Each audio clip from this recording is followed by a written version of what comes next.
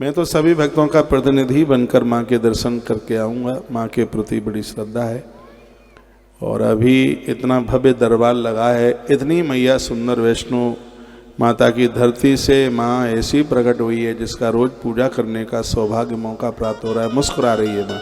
कई भक्तों ने आज मैसेज भी लिखे हैं कि माँ के चेहरे पर मुस्कुराहट बहुत है।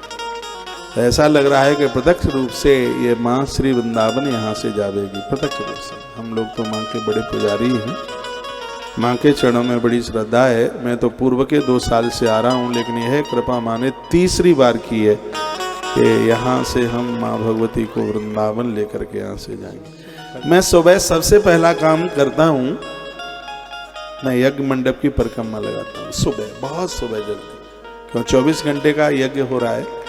कल यहाँ जैसे टेंट तितर बितर हो गया तो मेरा ध्यान सीधा वहीं चला गया। मैया की कृपा देखिए, उसकी करुणा देखिए, तो इतना आलीशान इतना मजबूत टेंट था, लेकिन उधर वो यज्ञशाला तो बिल्कुल बहुत ज़्यादा नीचे, कहीं उसमें तो कोई गड्ढा भी नहीं है, तो वो तो एकदम बिल्कुल पक्के पर बनी। तो मेरा ध्यान पूरा उधर ही गया और मैं यहाँ से गया। पानी भी गिर रहा था, बूंदें भी गिर रही थी, लेकिन आनंद तो तब हो गया कि जब वहाँ का हवन रुका नहीं, यज्ञ नहीं रुका। ये हम संकल्प लिए हुए बैठे और मैया उसको बिल्कुल पूरा करेगी। इन सब चीज़ों में बड़ी अवरोधकता आती है, धार्मिक कार्य में बहुत अवरोधकता।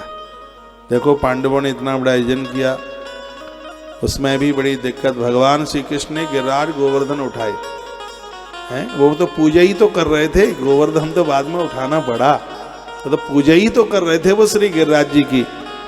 लेकिन इंद्र को पता नहीं क्या सूझी और उन्होंने दे पानी दे पानी दे पानी दे पानी। हाँ, तो कार्य तो सब अच्छे के लिए भले के लिए किया जाता है, लेकिन बीच में कभी कुछ ऐसे आ जाते हैं क्षण, आताताई उत्पाती, उनकी वजह से ये सब ऐसा कुछ हो जाता है। लेकिन आप लोग बड़े तपस्वी हैं, आप लोग बड़े पुण्यात्मा हैं, और ये सब चीज़ें पुण्यों के बिना तो कहाँ सही हो सकती हैं। तो इतना अद्भुत यज्ञ हो रहा है। आप जब भी मुझे मिलने को भी आते हैं तो मैया जी की परिक्रमा जरूर उत्साह बन, जो भी बने, 5 बने, 7 बने, 11 बने, 9 बने, 21 बने, और जितना भी बने। अभी हमारा दिल्ली में बहुत बड़ा आयोजन हुआ था, 10-10 हजार लोग परिक्रमा लगाते थे यज्ञ मंडप की, यज्ञ कुंड की। यहाँ तो इतनी बड़ी जगह नहीं थी, नहीं तो यज्ञशाला बहुत बड़ा बना देते, बहुत बड़ा यज्ञशाला। और उसके लिए हमने सब ठेके बेके भी दे रखे थे, बिल्कुल दिल्ली जैसा ही यज्ञशाला बनता, लेकिन जगह ही नहीं थी कहीं बिल्कुल। मैं तो कल कौन थे मेरे साथ में, उनको मैं बोल रहा था कि आने वाले समय में भीड़ बढ़ती रहेगी और यहाँ जगह मिलती नहीं है विशाल पंडाल के लिए, विशाल व्यवस्था के लिए। कल कोई थे मेरे साथ में, फिर भी वहाँ इतना अद्भुत आयोजन हो रहा है कि तो अब आप यही देख लो कि जिसमें समेदा लकड़ियाँ रोज आप 2-2 टम्पू भेजते हैं, डेली भेजते हैं, लेकिन 2-2 टम्पू, और मुझे नहीं लगता कि वो 24 घंटा भी चलता होगा। तो उसमें कितना घी, घर में 2 घंटे का यज्ञ कराएं तो कितना घी लगता है, कितनी सामग्री लगती है। और ये तो 9 दिन का यज्ञ है। अभी 250 कुंटल सामग्री लगी थी दिल्ली में, 250 कुंटल से ज़्यादा समेदा लगी थी। घी तो रेलम पेला चल रहा था, बता ही नहीं सकते हम कि घी कितना लगा उसे यज्ञ में। कुंड ही 1 मंजिल से ज़्यादा तो नीचे गहरा था। मंजिल तो 10 ही फीट की होती है, मंजिल तो 10 फीट की होती है, वो 11.25 फीट नीचे था कुंड। 11.25 फीट नीचे, 11.25 फीट ऐसे, फिर वो 11.25 फीट नीचे से लेकर के ऊपर तक। लेकिन जिस समय तक पूर्णाहुति हुई तब 1.25 फीट कुंड के ऊपर थी उसकी सामग्री। लोग भी वहाँ के इतने श्रद्धावान कि धरती में से खुरच करके ले गए वहाँ की राख भस्म, जमीन में से मिट्टी सहित खुरच के। मैंने आदमी भेजा, मैंने कहा अब तो आग ठंडी हो गई होगी तो थोड़ी वहाँ से भस्म लेके आ जाओ अतरुद्र महायज्ञ की। तो आदमी गया और उसने कहा महाराज जी फ़ोन करके तुम राख की बात करते हो, वहाँ तो मिट्टी भी नहीं रही है, वहाँ पर मिट्टी भी 6 अंगुल खोद करके लेके चले गए हैं। तो इतनी बड़ी श्रद्धा।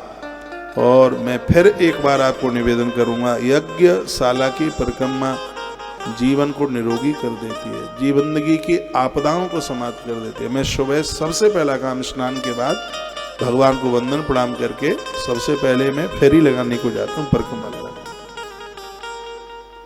और आपको इतना सौभाग्य, तुमने जिंदगी में भले ही चाहे तुम 50 साल के हो गए हो चाहे हो गए 70 साल के, 24 घंटे तक चलने वाला यज्ञ तुम्हारी आंखें नहीं देख पाई होंगी। इसकी बहुत बड़ी महिमा है, इसकी बहुत विशेषता। और दुर्गा सप्तशती के 13 अध्यायों के साथ आहुति डलती है, बहुत बड़ी बात है। दिन रात में कितने अध्याय होते हैं, 1 मिनट के लिए यज्ञ बंद नहीं है। मां भगवती के चरणों में आप टेलीविजन पर उसका आप दर्शन करते हैं, इन सब चीजों में हम लोगों की बहुत श्रद्धा है, बहुत ज्यादा। और ये कोई नाम कमाने के लिए नहीं है, हमारी श्रद्धा। मैं हवन में खुद बैठता हूँ, मैं जन्म में बैठता हूँ, अपना खुद हवन करता हूँ, 365 दिन करता हूँ। इसमें बहुत श्रद्धा। यज्ञ वैष्णु यज्ञ साक्षात भगवत रूप है। जब करने से तो खुद का कल्याण होता है, लेकिन यज्ञ का धुआं जहाँ जहाँ तक पहुँचता है वहाँ पूरी समष्टि का कल्याण होता है। आइए एक बार जयकारा भगवान का बोलिए। भक्त वत्सल भगवान की, श्री हनुमंत बलवंत महाराज की जय। जय श्री राधेश।